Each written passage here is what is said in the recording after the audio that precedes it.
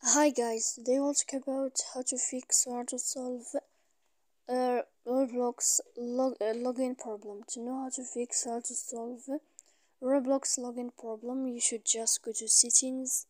Here in this page, you will enter to apps, default apps, app settings. After that, in this list, you will search about this window of Roblox. When you find this page of app info, you will enter to first stop and you will click OK. Here we go to click storage. After that, you'll click clear cache, but please don't click clear detail because that can give you a lot of problem on your phone. So you can just turn off your phone, it's enough. So please don't forget to support us by like and subscribe. See you next time in another video, and thank you for your attention and your watching. Goodbye.